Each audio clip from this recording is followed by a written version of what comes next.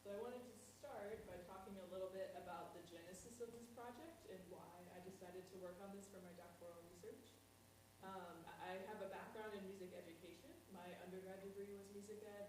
I spent one semester teaching elementary general music during my gap year, I suppose you'd call it. I've always had an interest in music psychology. I took a few music psychology classes throughout my years at different schools. And I also have a few current senior adult saxophone students who are beginners. And as I was working with them, I very quickly realized that I was not trained in this in the majority of my music ed training, and I did not feel like I was very good at it, and I was struggling to find ways to keep the students engaged and excited about learning in a way that wasn't frustrating or tedious or childlike. So I wanted to develop a curriculum and a methodology that was curated to their needs and interests to make it a fun and joyful activity. And then while existing research has explored general ideas of music education addressed to specific age groups, there's not a lot of literature regarding unique needs to instruments, especially wind instruments like the saxophone. I did find Karen North is her name, she's an Australian flautist, and she has a method for teaching flute learners. And I put out an ILL request for it, and no academic library in the whole country has it. If that tells you anything about access to these things. I was able to download it digitally and look at it, but there's just not a whole lot of research out there on this exact topic. So my thesis is, in response to growing interest among senior learners to participate in musical activities, the development of a specialized curriculum and methodology for teaching saxophone is crucial to a safe and positive learning experience. Recognizing the distinct physical, cognitive, and motivational characteristics of senior saxophone students, a curated curriculum will optimize their learning experience, address unique challenges, and foster a supportive environment conducive to musical growth, social connection, and fulfillment in later life. This research will build on previous studies and methodologies for teaching adult music learners by adding specific and novel ideas for learning and performing on the saxophone. So first off, I think I should define what I'm considering senior for the purposes of this research. In 2015, the World Health Organization, under the United Nations, defined elderly age as 60 to 75, senile as 70 to 90, I did not come up with these words, and anyone 90 plus is considered long living. So that's what their terminology is that they're using. For the purposes of this presentation, I'm referring to seniors as all ages 60 plus. There are a lot of differing opinions on how to categorize these groups of adulthood, just considering psychological and physiological development throughout their life and everyone's different experiences. But for tonight, 60 plus is anyone over 60. There's no cutoff at the other end either. Long living. So why is this research important? There's constantly increasing evidence of that active engagement in music making helps the older adults' physical health, psychological well-being, and cognitive functioning. But again, there's relatively little research on how to practically and pedagogically facilitate music making for their optimal benefit. According to the World Health Organization, seniors are the largest growing population in the world. By the year 2050, there will be 395 million, is the estimate. And the average human lifespan increased 25% in the 20th century, and it's expected to continue increasing, though at a slower rate than it did in the 20th century. So there will be a lot of senior people that are looking to make music as we learn more about the benefits. According to the National Poll on Healthy Aging, done by the University of Michigan Institute for Healthcare Policy and Innovation, we see that 75% of participants reported music making either through listening or playing an instrument relieves stress or relaxes them.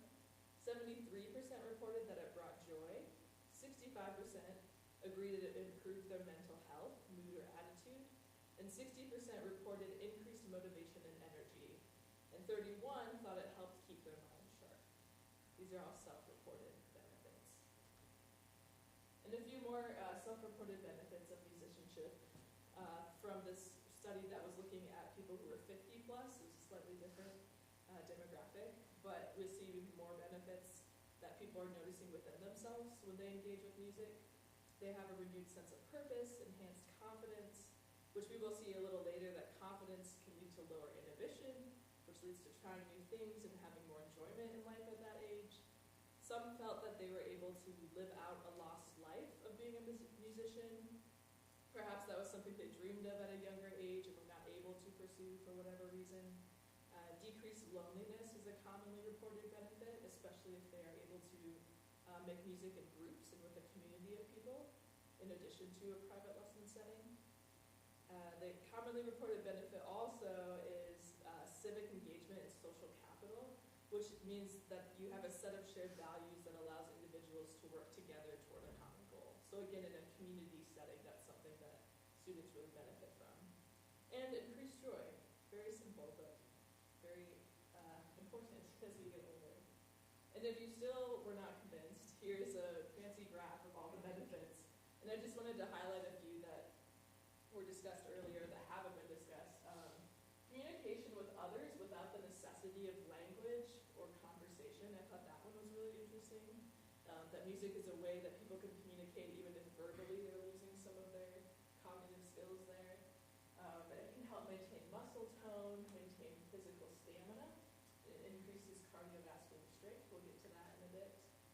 I really liked the aids in positioning of the social self within history and culture. Helps people with their self-identity and their concept of self as they age and have seen so much of the world and experienced so much. Lessens stress and anxiety, aids in a sense of achievement, feelings of joy, contentment, inner happiness, all of these very internal feelings of calm and peace and happiness, and provides a path to access emotions that might be outside of how they usually access their emotions, and continuity and coherence in life. Again, they're able to see themselves in the whole span of their lifetime.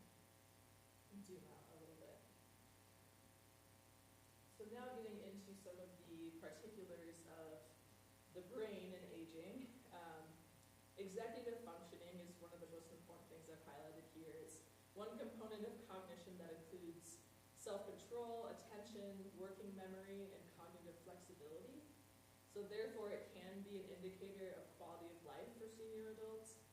The loss of executive functioning can lead to lower levels of independence if you have less self-control, and that will also lower self-confidence and lead to higher inhibition, which means you're more nervous to try new things. Everything seems a little more intimidating.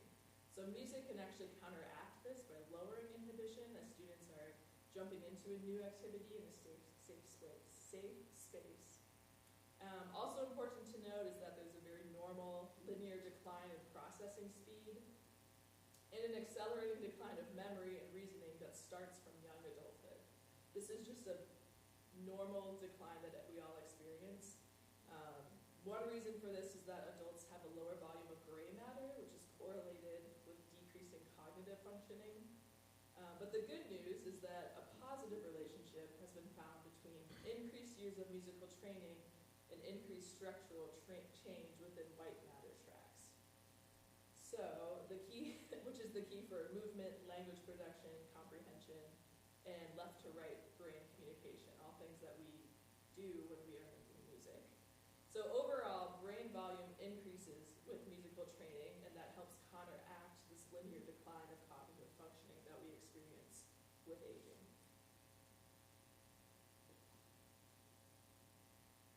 More traits of cognitive health as we get older. Neural circuits for speech and music overlap. So the engagement of these circuits, sensory motor and reward during music making are thought to drive some of that plasticity. Hearing loss speeds up cognitive decline because seniors might be less willing to engage in conversation or less able to engage if they can't hear clearly. And so music can counteract that decline because it helps people engage meaningfully with sound. Even if not conversation, they're able to be listening deeply and carefully through sound, and it helps counteract that decline. Studies have shown that adults with past and present music making are better at speech comprehension within background noise. That's a skill that we lose as we get older. Hearing things people who have either past or present musical training are better at speech comprehension in those situations. And another study showed that both piano group classes and guided listening instruction enhanced processing speed, verbal fluency, and control, cognitive control. And so curriculum that gradually increases in difficulty and introduces these new tasks one by one can contribute to preserving our cognitive abilities when we age, especially in tasks that require a lot of concentration and bimanual coordination. It's another thing that we'll get to in a minute. Very important for playing the saxophone. Great, next slide. Bimanual coordination, you just heard me mention this. It is the ability to use both hands in a coordinated manner to achieve a specific goal, often involving simultaneous movements. The efficiency of it is dependent on the corpus callosum in the brain, which aids in the communication between the two hemispheres. It's especially important for saxophone playing because we often need both hands to be precisely coordinated in order to achieve the right pitch outcome and the right tone outcome. Sometimes we're moving opposite fingers simultaneously, and that is actually more difficult for senior people than for younger learners. Aging has been linked to a decreasing corpus callosum size and integrity, and so this is a difference between young students and senior students. So one exercise I was thinking of, and maybe you all have done this when you were, if you're a young saxophone player. Hold on, let me my neck strap on. But I think I hypothesized something that would be helpful for senior learners is starting in, once they have the embouchure and the sound control, if they can start with exercises that involve one hand at a time. For example, finger exercises where you're just moving G to A. This is all on my left hand, you'll see.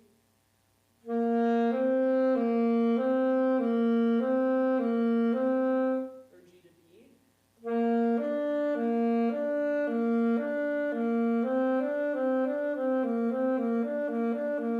And then likewise with the left hand, you can pick exercises that only use those notes. You're going to hold your left hand down, but coordination-wise, you only need to move one hand at a time.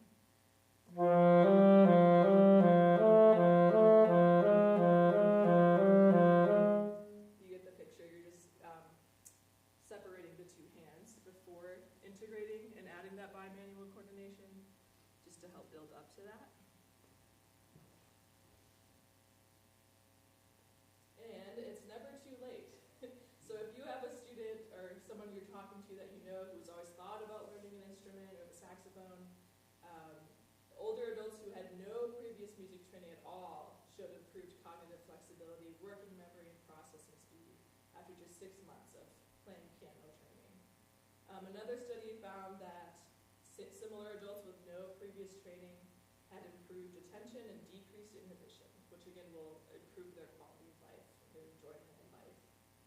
So, encourage people, despite the intimidation of starting something new as an adult and maybe not being at a professional level at it right away, encourage people because the benefits are scientifically showing that you can improve at any age.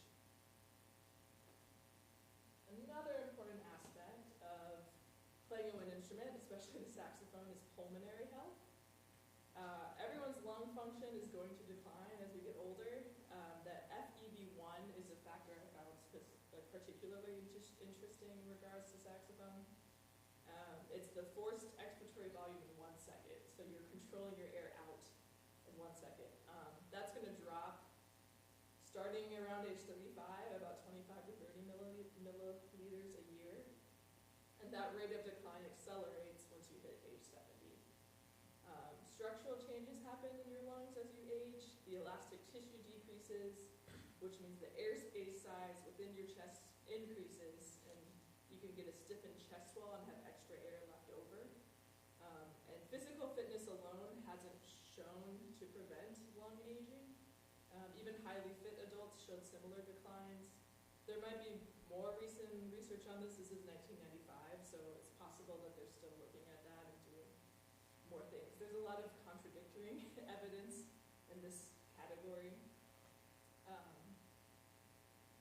And breathing is important, obviously, to play a wind instrument. And awareness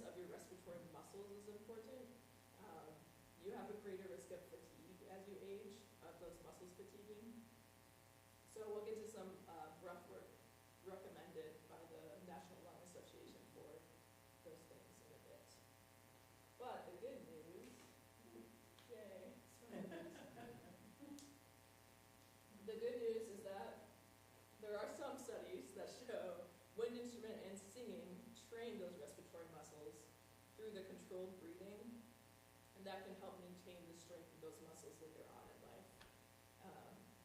So yeah, potential benefits are that you have an improved expiratory rate within 1 second, and breath control, stronger muscles. It lowers the risk of dyspnea, which is shortness of breath, and anxiety and sleep apnea, which is when your breath actually stops while you're breathing. Pulmonary health increases autonomy and emotional well-being, so it's all tied together to someone's overall mental, physical health, especially as we age. And so musical training has shown success in treating symptoms of asthma, COPD, sleep apnea, and is supplement to traditional treatments that we know of. But however, there are other studies that show no advantage between people who have musical training and those who don't. So there's still a lot of research to be done there, looking at longitudinal studies versus cross-sectional, to have a final idea of how musical wind instrument training actually affects our lungs. All right, to get into some teaching theory. I personally had never heard of andragogy until I started looking at this project. Most of you probably know pedagogy. And andragogy is a branch of that, and it's the science of adult learning. And so Malcolm Knowles is the guy who came up with this theory, who kind of spearheaded this.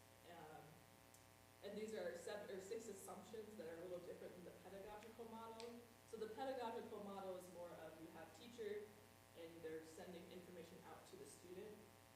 The andragogical model for adults is a little more collaborative between the teacher and the student.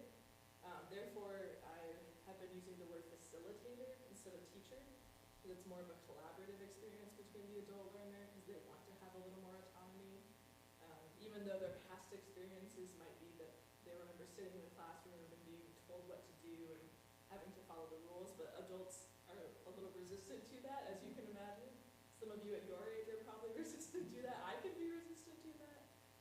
So these are some of the principles excuse me, that he came up with. The need to know. So this means that adult learners tend to want to be aware of why they need to learn something in order to reap the benefits. So for example, I can imagine a student of mine wondering why they need to put the hands in the right place. Like, why can't I play with my thumb out here, and why can't I do that? And they like to know why they're doing the things, why I'm instructing them a certain way, why I'm telling them to form a proper embouchure when they can make a sound without one. That's one part of teaching adults.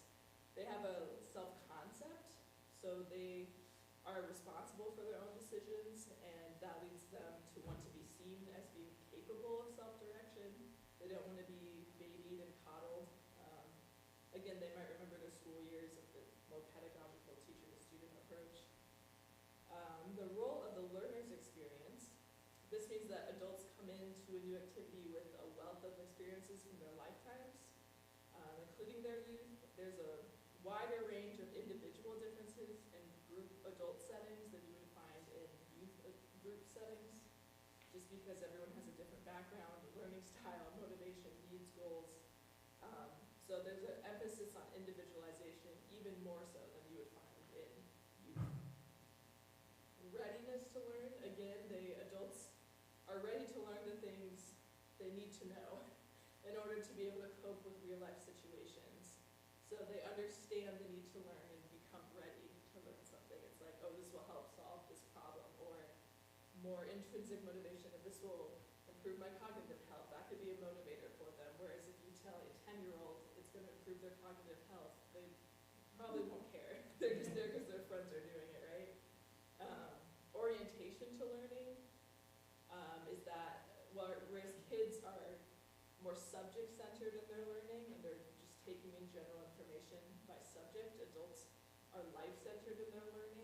so they perceive that learning will help them perform a task or solve a real-life problem. And then motivation is the last one there.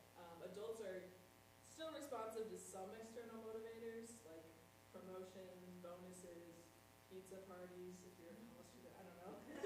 But they're more responsive to internal pressures, like increased job satisfaction, self-esteem, quality of life. But often in adults, I imagine especially seniors, their motivation to learn is blocked by, maybe they have a self-concept of themselves as a poor student, so they're hesitant to learn something new at this point. There might be inaccessibility of opportunities or resources and time, and programs that violate all the above principles of adult learning. So maybe the materials are not appropriate for them, or they seem too childish, in which they will reject them. Motivation. I kind of like what I said on the last slide. Goal-oriented is one reason adults seek out a new skill to learn. Maybe they want to perform at a relative's wedding, or they want to play the Bluey theme song for their grandkid. That's a goal that they have to work toward. Activity-oriented, so they might be doing it to have more social engagement in their life, since loneliness is so commonly reported among seniors. And learning-oriented, which is just personal enrichment and cognitive engagement.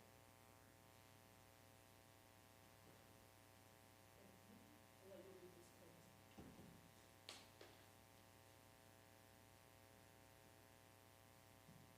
This is a study I found by Roger Manti, who was looking at musical lives of a cappella collegiate groups. And he noted that a lot of the collegiate age musicians were seeing their college years as just an extension of their high school experience. And through interviews, he got the sense that they viewed their college graduation as the end of their musical life, because they didn't really know what else they could do and what was out there. They weren't aware of the possibilities for them to keep making music. And so he poses this question: what does it communicate about our effectiveness of music education if people are stop making music at the first chance to do so, because they're not looking for more opportunities? And so he's arguing that it's up to the teachers to help solve this, the educators in the training programs. And so he's also arguing that the expectation to achieve professional level performance norms has been harmful to amateur music making, which is where most of music performing started, was amateurs making music. We didn't have this formal concert set up until the 1800s, really. And so that is actually harming and kind of gatekeeping people from trying to learn an instrument at an older age, knowing that they're not going to be a professional level performer. And so he's arguing that amare in Latin means to love. And so if someone loves something, they should want to learn it.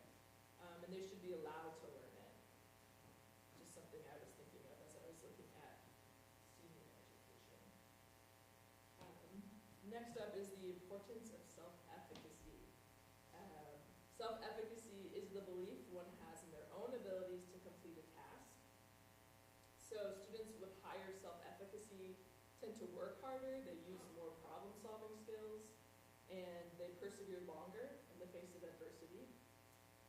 Lower self-efficacy is linked to higher performance anxiety, which I think I have myself experienced. And in the words of Yoda and my mentor, Carrie Hoffman, there is no try, only do. If you think you can do it, you're going to do it. And so those with low anxiety still had some physical nervousness cues, like maybe they had an elevated heart rate, their hands were cold. But if they had a higher efficacy score, it helped balance out the performance outcomes. So it's very important for any musician. And then just going through these experiences here, these are the 4 categories that build up this self-efficacy. Mastery experiences, which is the successful completion of tasks. This is deemed to be the most important in building this efficacy. Vicarious experiences, which is seeing someone else successfully complete the task, whether a peer or a mentor. The third is verbal persuasion, which can just be positive feedback and encouragement. A lot of the studies where researchers are starting adult music programs, they get a lot of feedback of the importance of encouragement. And the fourth is the physiological and affective states. So they need to have positive experiences, even in the face of stress, anxiety, and vulnerability. And this self-efficacy is something that will change quickly and often, but if you have more mastery skill tasks built up, either from previous musical experience or even more recently, that can build up and add to your efficacy. And so in the four categories, mastery was deemed the most vital for increasing it. The hours and years of practice didn't have as much effect as past performance experiences did, where they had a good past performance experience, and so they felt better about how they were going to do on the next one.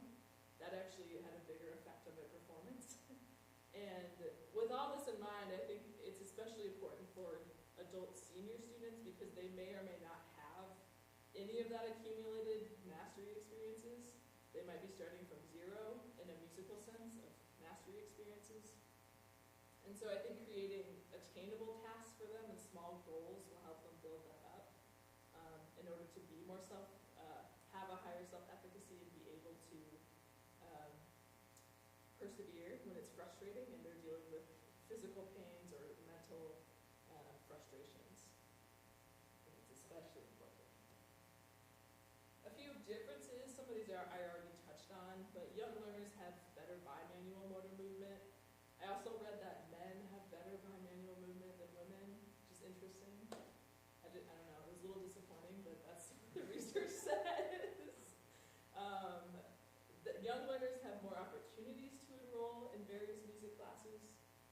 They're influenced more by caregivers to learn, and they have a lot of opportunity to learn general music gradually. So they might learn in elementary school to walk to the beat, and they're doing that from a young age. They might learn solfege, they might learn reading notes, note reading. Whereas a senior beginner, their strengths are a little different. They have the ability to process complex abstractions like rhythm and music and reading and sound, but they don't have the background experience, so it might take them a little longer. They're self-motivated learners. They tend to be more intrinsically motivated. No one's forcing them to play an instrument in band or go to a piano lesson.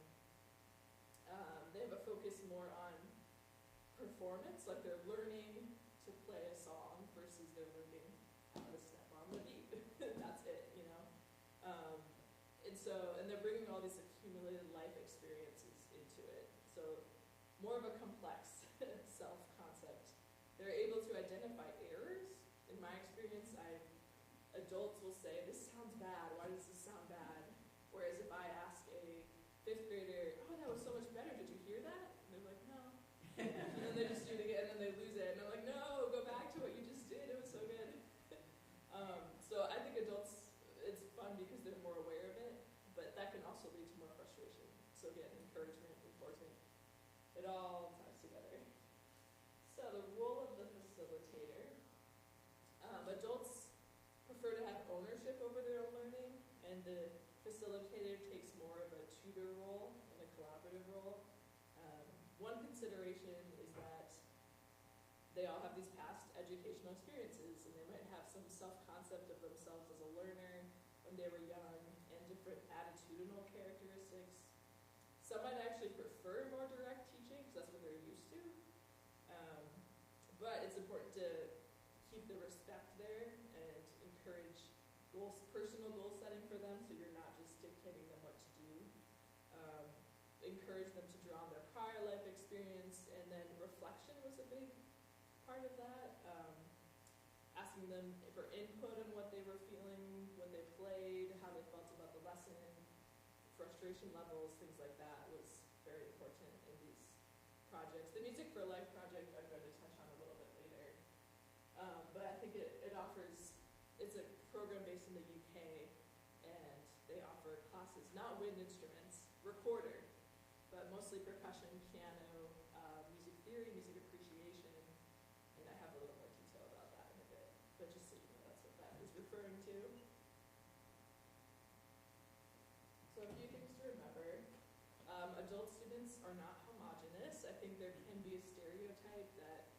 all seniors they don't comprehend anything, or they're all slow to speak, or you have to talk louder around them. There's like all these stereotypes that we think of. And so it's important to remember that they're not all the same.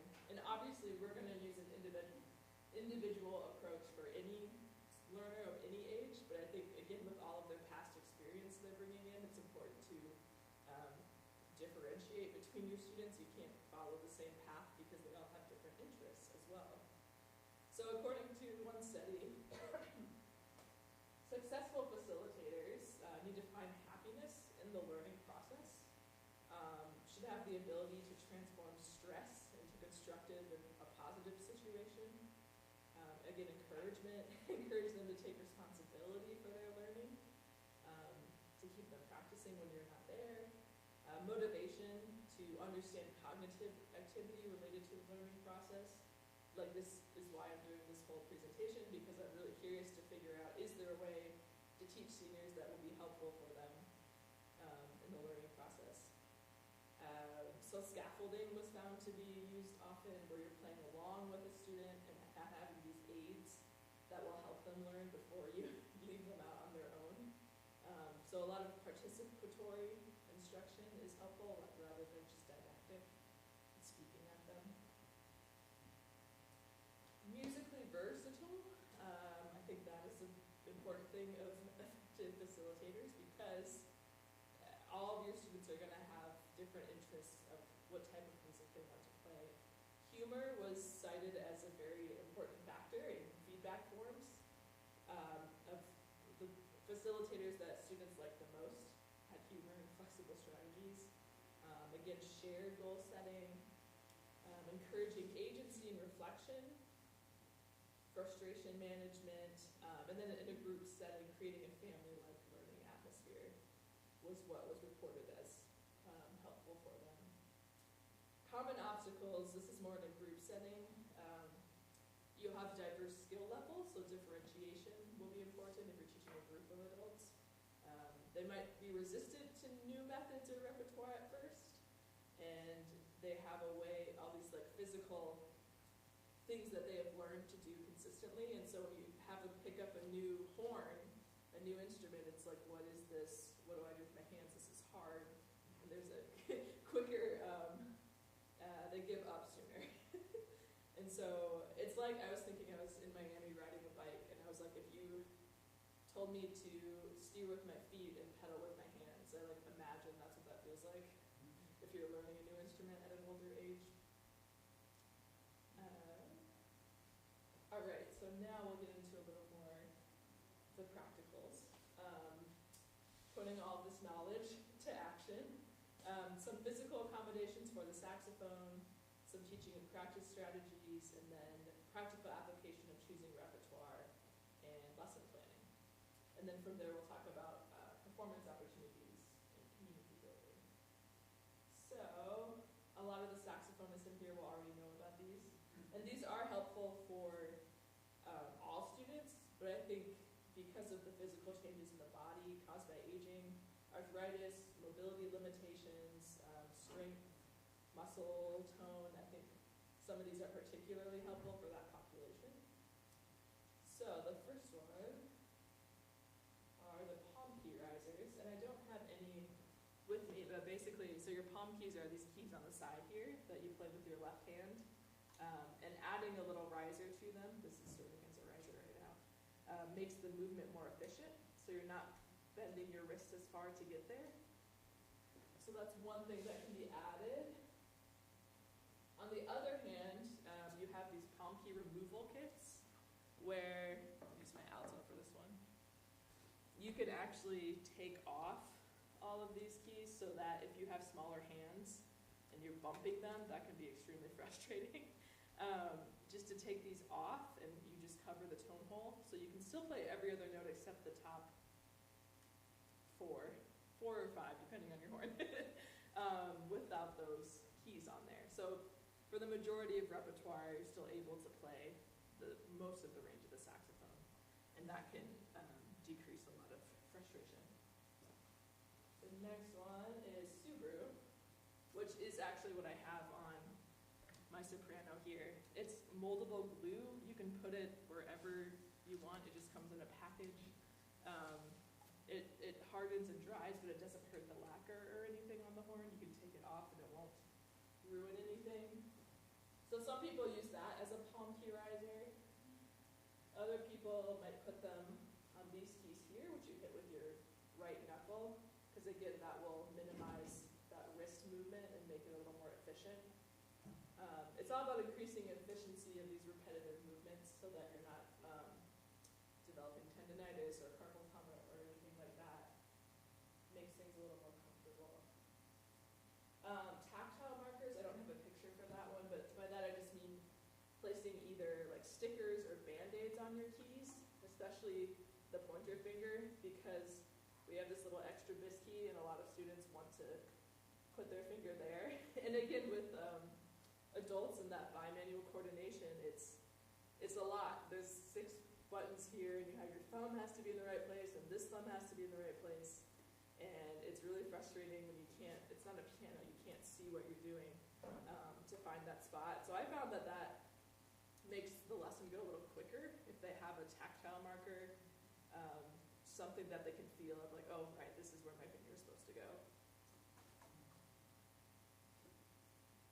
And then there's some extra supports. Oh, I didn't talk about this.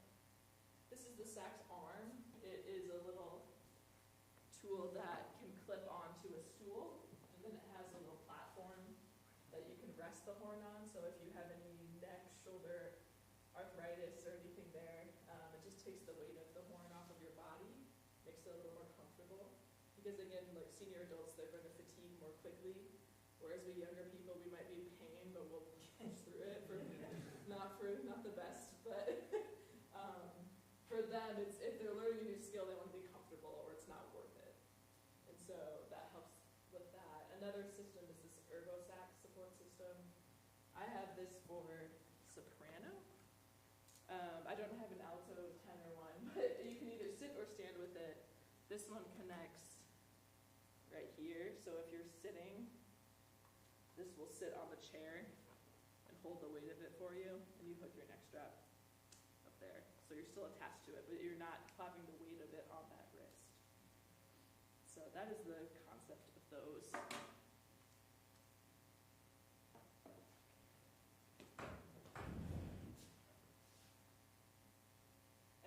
One study showed that the most reported area of pain among saxophonists was the thumb. And that right thumb that's on the bottom, that was reported twice as often as left thumb pain. So more research is needed to figure out why that is, whether it's an angle, or if it's the instrument itself, the way, what people are playing. But the right thumb has been reported as an issue commonly. So I thumbs down. So some of the right thumb supports that we have available, there's a ton on the market. This is not any of them, all of them by any means, but they can make it a little more comfortable. The leg and wrist saver, it goes on your soprano in a way that helps your wrist be in a more neutral position. So like, I don't have one on. So my wrist is a little curved here, right? That's gonna put more pressure here. The wrist saver allows you to put your thumb up here to be in a more natural C curve, and so you're not bending your wrist. So that's what that one does. This is the Ishimori one, that second one. You see, just adds a little extra support on the side, so the hook doesn't dig into your thumb. You're placing it there. We have another Koiman Forza thumb rest. They're all pretty similar. They just have different angles, and you can also change the angle of it this way and this way, just for maximum comfort. Some people take it off completely. I found that works well. And then the Rulon ergonomic rest is just like a flat, you can put it wherever, so your thumb can be out here if you need it to be. It's very flexible. It's just a platform, basically, for your thumb, rather than having a hook there.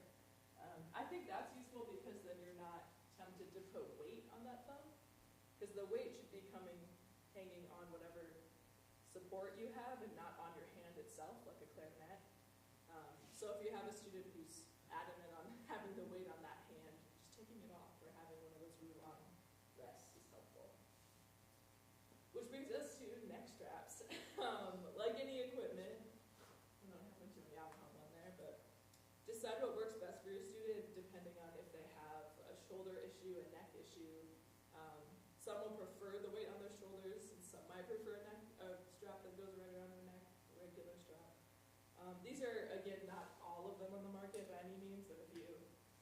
The first two are similar to what I have on now. They just go around your shoulders. The Van Doren one is nice because it transfers some of the weight to your waist with that strap. It can be used with any of the horns. BG Zen strap is getting closer to a regular neck strap, but it has that bar which keeps it from squeezing in on your neck. This is a breathtaking strap, which again puts more of the weight on your shoulders. And then this bar in the front also keeps it more open so it's not squeezing this way. And then it has a strap that wraps around the back. That is mysterious, but it actually is kind of comforting to have that around you. And then this is just like a classic neck strap. As you can see, it's going to go on your neck and squeeze this way with the weight on it. So those are some of the options. If you use a regular neck strap, I do recommend padding so it doesn't cut into the skin. But those are some of the practical things we can do. Repertoire is extremely important in this discussion. Many older adults are very fond of the music from their younger years. It helps them reflect on the memories. And like we saw in some of the benefits earlier, it can help them create a timeline of their lives through music and these spots where they have this important experience. So it helps them develop a sense of coherence, wholeness, and wisdom as they look back on their whole life, which I'm not sure I have ever experienced that because I'm 30 and not 60. But I can imagine that this is true and it helps people look back and see their life in a whole. No, it really is though. It really is. Yeah, like every time I move, I'm like, this was that album. And when I moved here, I listened to that album. That's true. That'll be me in 60 years.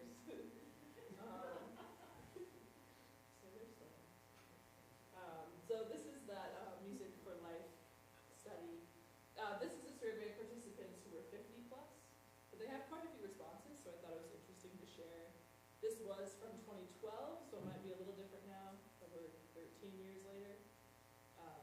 But the ones who are participating prefer classical music, easy listening. I'm not exactly sure what all falls into that. Music classical, with electronic and reggae at the bottom. But yeah, I just thought that was interesting if you think about what to teach these students.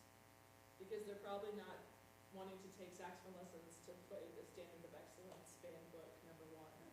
You know, that's not what they're there for. So when teaching your repertoire, prepare in small sections that creates those mastery experiences, which builds self-efficacy.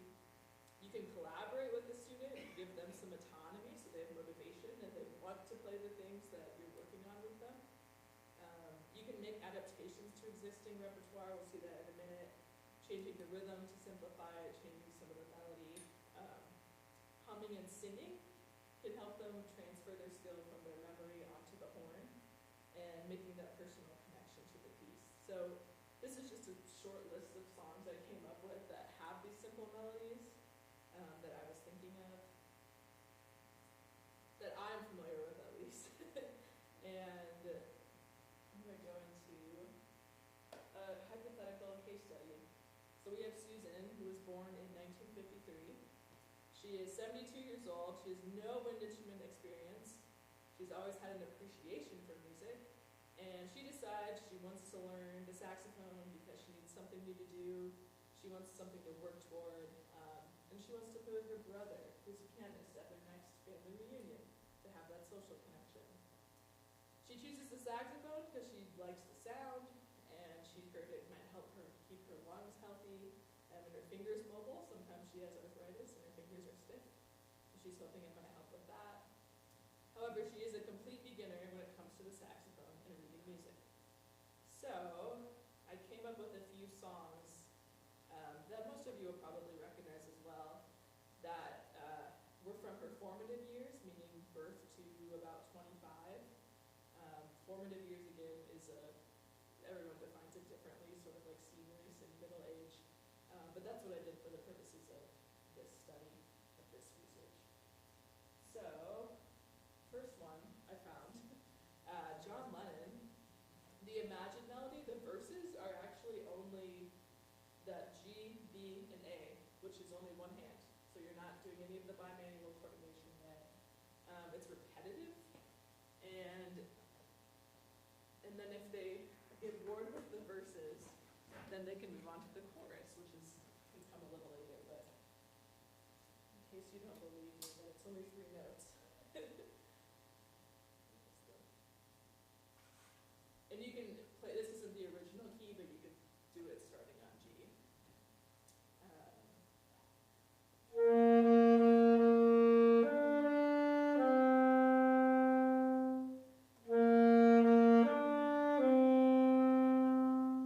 So on and so forth. You can change the articulation if you haven't introduced that skill. You can have them just play each note, because they're going to have the words in their head, assuming they know the song, that you've chosen something that's important to them.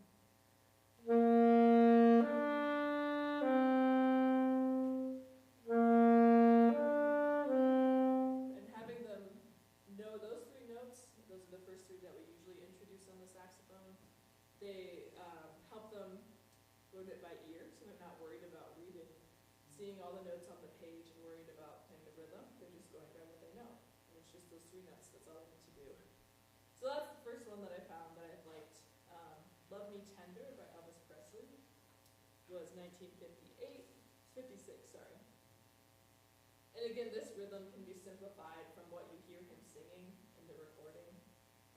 It's easily transposed if they learn it in one key, and then later down the road, you're introducing new accidentals, new scales, they'll be able to play it. I think most of you like this.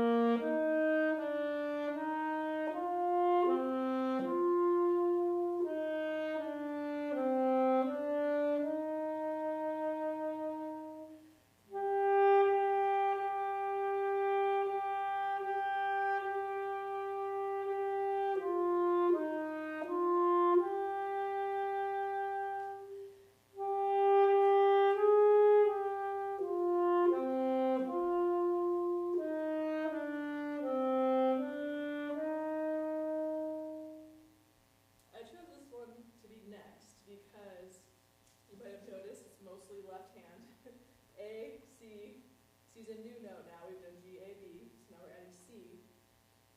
And then we're going to start with just one note of the bimanual coordination getting to D. And it's just gives you opportunities to reinforce the G, A, B, C, and then you have the new note D. And I thought that fit well with what we typically do in saxophone pedagogy anyway. Blown in the Wind by Bob Dylan is a pentatonic melody. This one I chose next because if you started on G, you can play down to that low C, which is a different sort of airstream that gets students used to playing the lower range. So you're extending their range a little bit from what they know, G, A. But again, this is a simplified rhythm, just to get the notes in their head, because they might not be ready for the rhythmic articulation that he's singing with.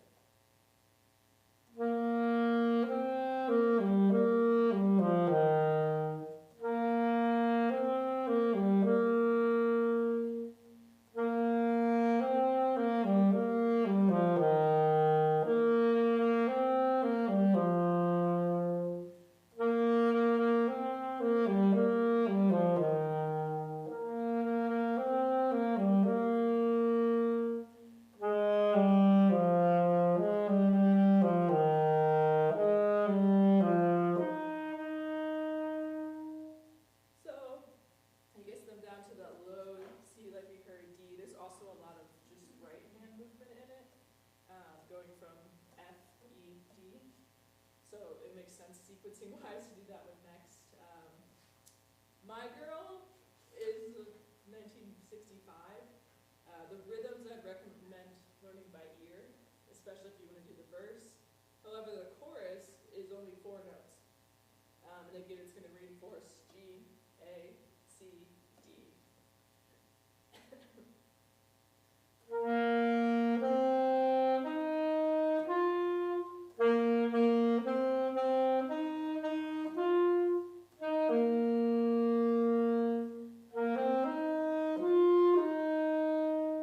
So these are all melodies that your student will hopefully know and be more motivated to practice and learn compared to Hot Cross Buns. Or Mary Had a Little Lamb, because in my experience, if you have your senior play Mary Had a Little Lamb, they might get self-deprecating and like, oh, your 5th graders probably play this better than me, and your 10-year, I'm like a 10-year-old now because I'm playing this. So doing repertoire that they might know will make them feel more autonomous in their learning and less, it makes them feel more motivated. Like I said, they're not going to be, and if they're more motivated, they're going to find more joy in it, and they're going to want to keep doing it. With adults, you have to make sure that the worth of the benefit that they're getting is greater than the trouble they're going through to learn it. Otherwise, they won't do it. Because they have other things they could do, right? The last one on here is What a Wonderful World. And this one might be a little bit down the road because it's extending the range upward, which is another thing. But this one I chose because you can play it with the original key, with the recording, so the key of F, which for saxophone is our D. So you're introducing a C sharp as a new note, and you're expanding the range a little bit more, so that's why this one was last in the sequence. And again, this is one where you could just hold the notes rather than have them articulate the rhythm that we hear Louis Armstrong singing in. I'll play a little bit.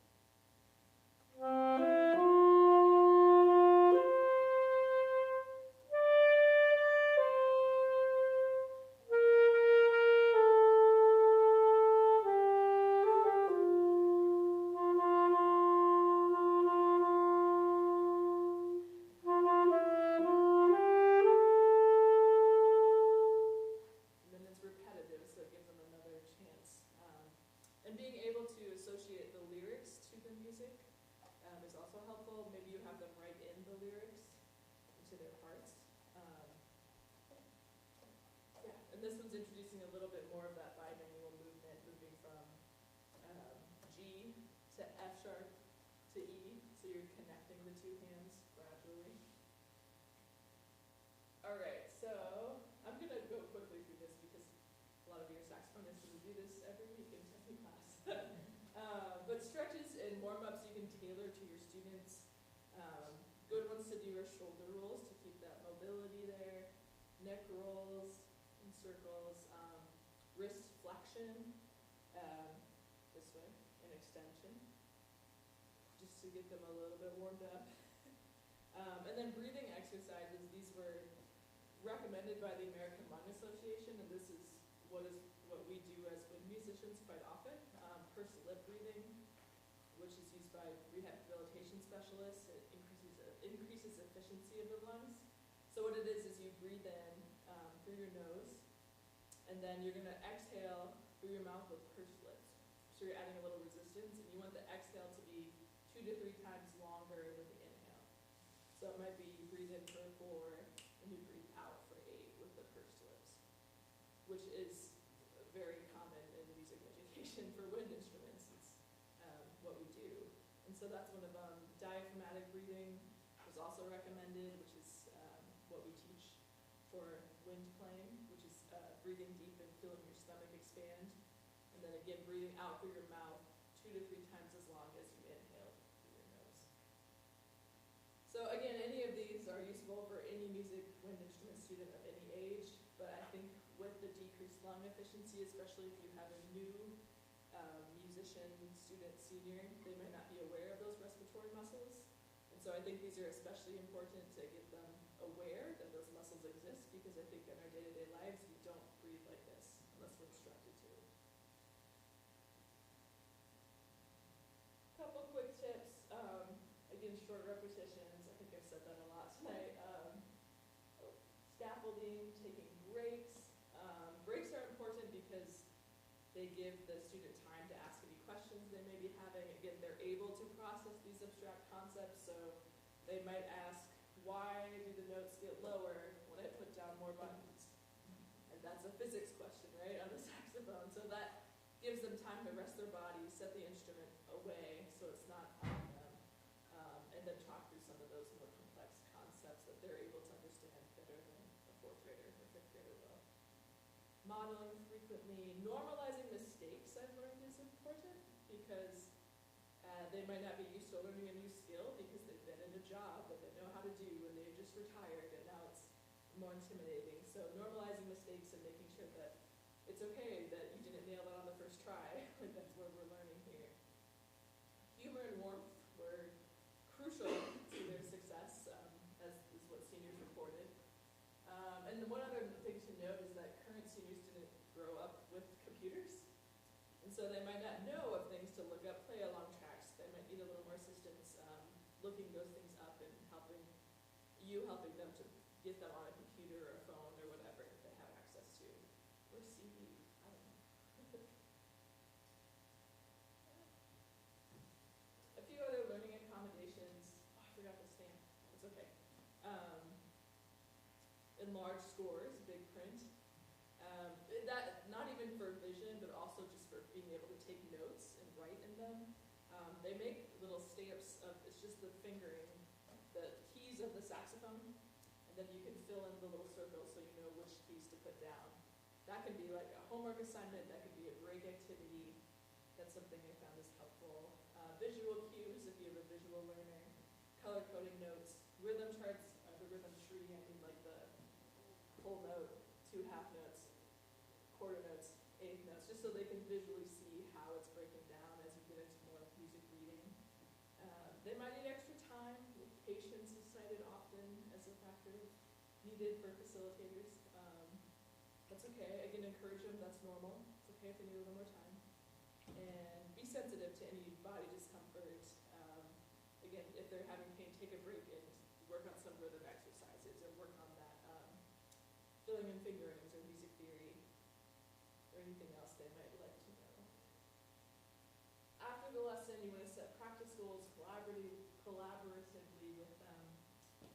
Review anything, clarify any questions, and then reflection was a big thing cited earlier. So asking questions, what did you enjoy about that, or did you enjoy playing today?